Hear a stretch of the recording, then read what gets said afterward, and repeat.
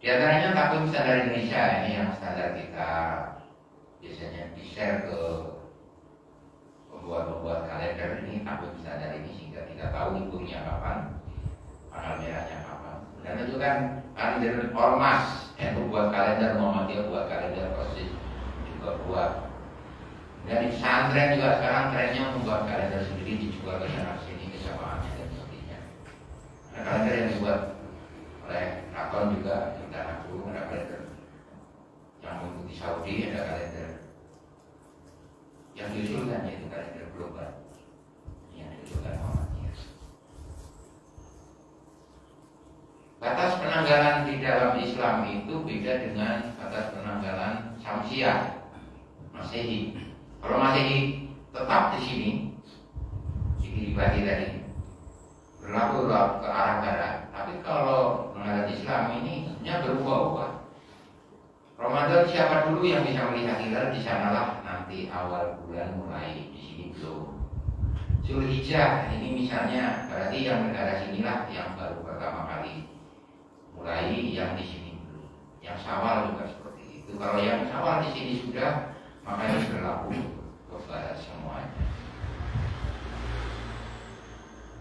Tiap tahun dari Muharram sampai Zulhijjah nampaknya hilal atau hilal terlihat itu berpindah-pindah posisinya.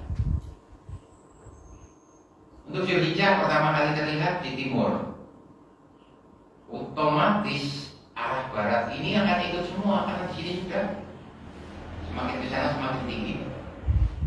Awal Rabiul Awal juga di timur. Yang tidak itu awal Sya'ban atau Syawal. Syawal baru terlihat di Amerika. Maka wajibnya Amerika adalah hari itu. Nah yang di Indonesia, Australia, Asia, Afrika, ia nunggu satu hari. Konsepnya seperti itu kalau kita menggunakan rupiah. Dan ini berpindah-pindah setiap tahun, setiap bulan juga. Ini bedanya dengan kalender Syamsiah yang waktu pergantian hari selalu saja di situ. Pergantian tanggal juga selalu saja di situ. Tapi kalau di kalender Komariah, pergantian tanggalnya berpindah-pindah. Walaupun tanggal Masehinya sama. Tanggal Masehi yang mengikuti aturan Masehi, tanggal Komariah yang mengikuti aturan Komariah. Kalau di sini belum satu Ramadan, hari Sabtu, maka Ramadan hari Sabtu baru berlaku di Amerika misalnya. Maka di sini baru akan Ramadan hari Ahad, seperti itu harusnya. Nah, di antara usulan kalender-kalender lokal itu sangat banyak, maka ada orang mencoba mengusulkan kalender Islam global.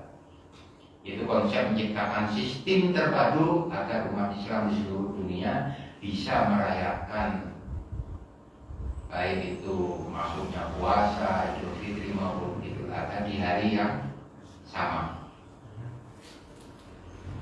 Jadi ini konsepnya bukan konsep ru'yah, memang konsep hisab, namanya kalender itu hisab. Bukan berdasarkan pada hasil ru'yah di lokal, di tempat Indonesia, di Saudi, di Afrika itu enggak. Tapi ini membuat satu bumi, satu tanggal Hijriah. Ya mungkin apa tidak nanti kita akan paham bersama. Maksudnya bagus memang tujuannya. Karena salah satunya adalah mengatasi masalah beda tanggal dalam perayaan agama. Akibat variasi penampakan hilal di permukaan bumi. Antara Indonesia belum, di Saudi sudah.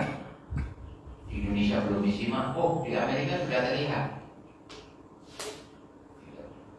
Manfaatnya cukup banyak sebetulnya dan bagus kalau dipikir-pikir. Ya memang umat Islam di seluruh dunia akan memulai puasa pada hari yang sama, memulai hari raya juga di hari yang sama, sehingga menemukan rasa kebersamaan global. Jadi hari raya itu kayak perayaan tahun baru itu loh Pak, mulai dari berlaku untuk 180 derajat wilayah permukaan. Seluruh bumi.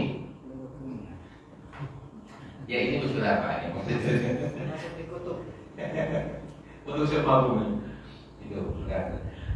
Memang bagus. Nanti ada, makanya saya bilang memang manfaatnya memang bagus. Ya ada antara lain itu menunjukkan kebersamaan global. Kayak tahun baru di hari yang sama kayak gitu. Serentak dari mulai timur, bagian tahun baru sampai ke barat.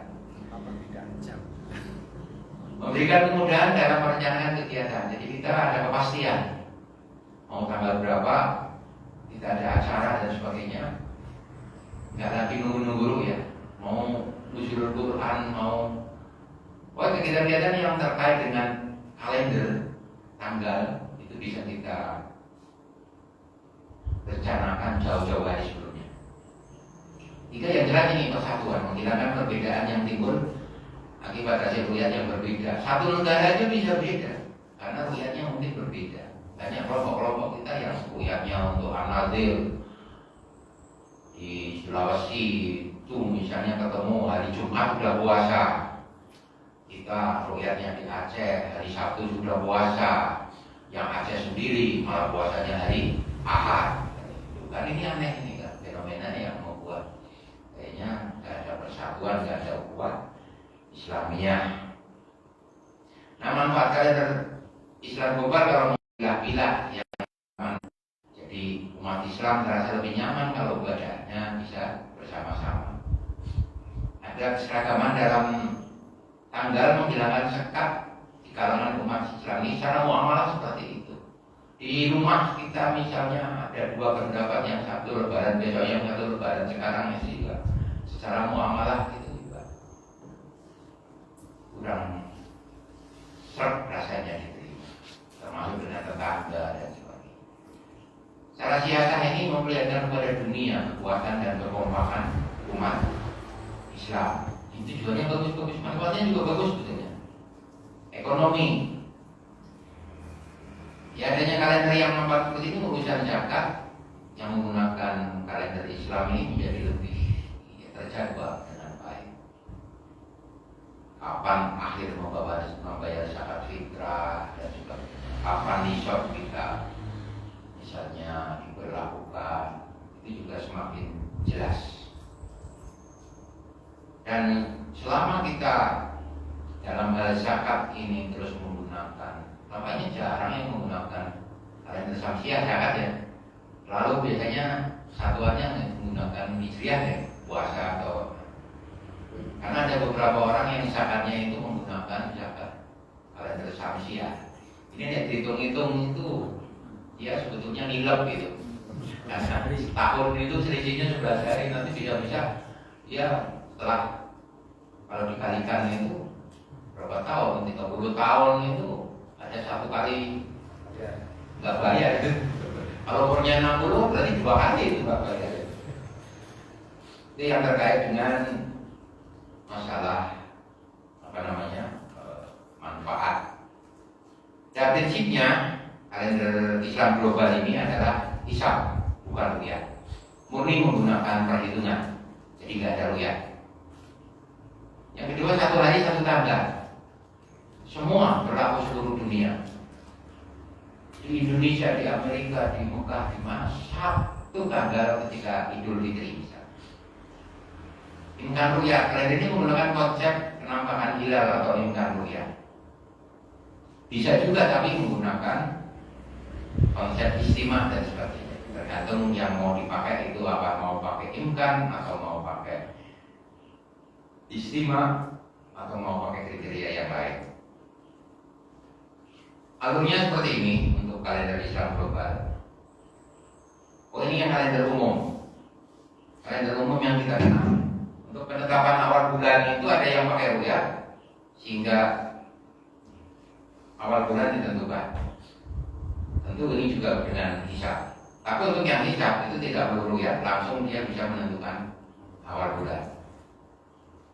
Ini yang umum sekarang berlaku di seluruh dunia.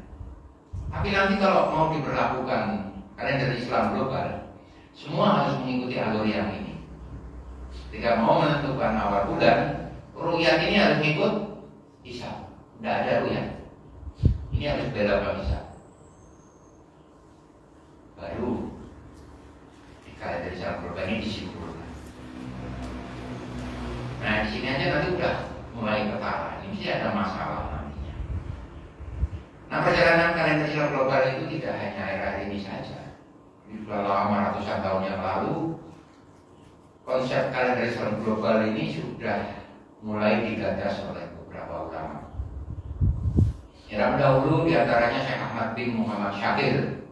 Ini di tahun 1939 dia mengatakan bahwa di dalam salah satu kitabnya bahwa awal bulan tidak seharusnya berbeda karena hanya perbedaan wilayah atau jarak atau tempat antar tempat. Meskipun waktu tenggelamnya matahari berbeda. Nah, dia sebenarnya mau mengungkapkan bahwa satu bumi ini bisa satu tanggal. Diperkuat oleh pendapat Syekh Rashid Ridho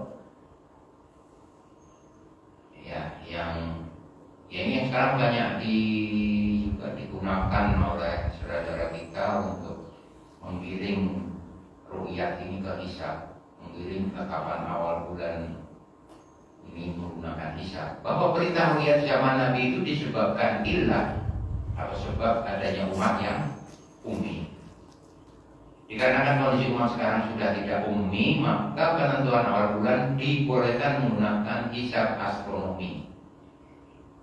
Bijau saya itu menyampaikan bahwa Al-Quran juga menganjurkan untuk mempelajari ilmu astronomi. Yunus 5 tadi yang saya baca tadi. Jadi saya tidak tahu juga korelasinya dengan awal bulan, karena di sana kayaknya surat Yunus itu memerintahkan kita untuk mempelajari ilmu hisab, bukan menyuruh hisab sebagai penentu awal. Sudah diterangkan jelas di dalam hadis sumu liruyatihi wa aktiru liruyatihi wa in umma alikum fa'milu idada sabana salasi. Ini mau dikemanakan hadis-hadis yang banyak tentang ru'yah.